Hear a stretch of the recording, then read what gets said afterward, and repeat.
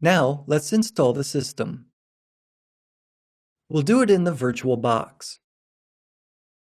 The first step is to create a new virtual machine.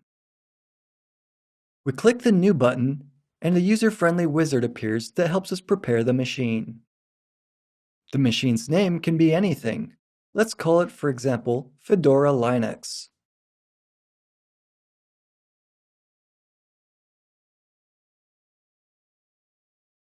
Based on the name, VirtualBox suggests further options. Please note that if we install a 64-bit machine, it's good to choose a 64-bit distribution form from the list.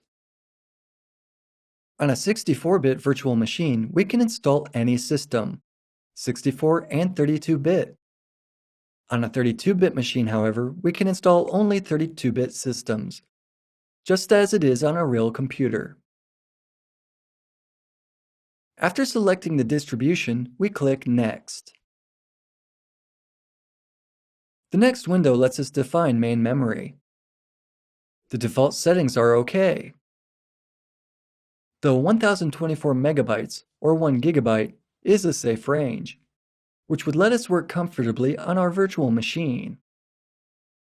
In the case of VirtualBox, it's important that the memory allocated to a virtual machine does not exceed half of the amount of memory available for the operating system. VirtualBox indicates the amount of memory with differently colored stripes. In our case, we have 3 gigabytes of primary memory, so we can't set more than 1.5 gigabytes. Now we click Next. The next step is creating a hard disk, a file, which will simulate a virtual data carrier. It's a very cool solution because such a system allows us to safely deploy multiple virtual machines. There's no risk that we'll damage our file system somehow. Another wizard pops up.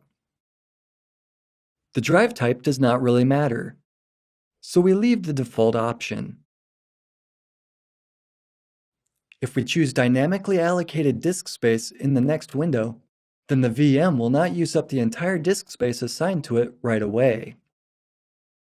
This solution is a little less efficient than selecting fixed size, but it can save a certain amount of space, and it's sufficient for home testing of the system.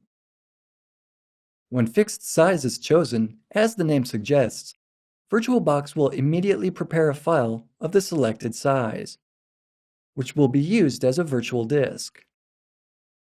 There will be no dynamic changes in the file size, so the entire virtual machine runs a little faster. In the next window, we choose the size of the virtual hard disk. 8 gigabytes is the minimum that allows the system to be installed correctly. Base installation takes up about 4 to 6 gigabytes, including additional software. We know, however, that in the case of the tests, it's good to have a little more space. Depending on the amount of free disk space, approximately 15 gigabytes should be enough. Of course, if we have lots of disk space available, then the more the better.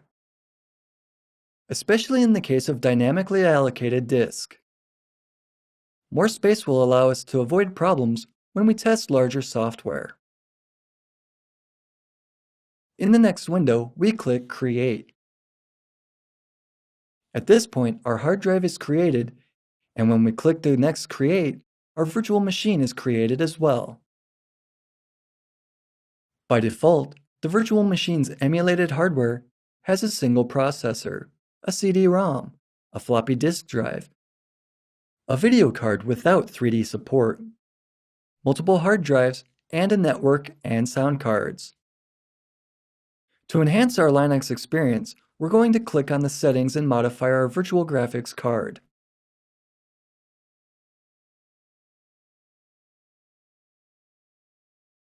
"12 megabytes of video memory.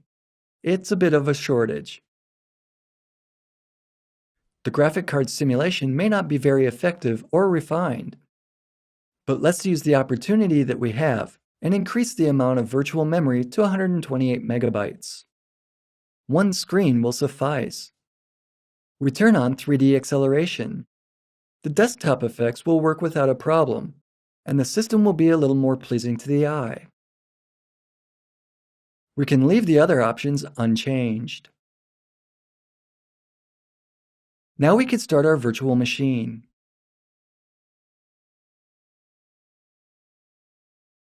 The first time we run it, an assistant will appear. And let us decide what we want to do with our virtual machine now. There's no operating system on it, so it will not start. You have to mount a virtual carrier with the installation CD onto the virtual drive. We do not have to burn a physical media disk. That lets us save on CDs, which in theory are not expensive, but burning a disk just to use it once for installation is not economically justified. From the options available in the wizard, we can choose the host's physical drive. Select this option when you have a physical CD-ROM drive which you want to insert a disk. Or we can choose to use an ISO image located on our hard drive. ISO images are usually downloaded from the distribution's webpage and contain exactly the same things as a burned installation DVD or CD. After selecting the second option, we point to the folder with the ISO image and choose our distribution. We click Start and the system should start up. When startup is completed, we press Enter and start the default installation.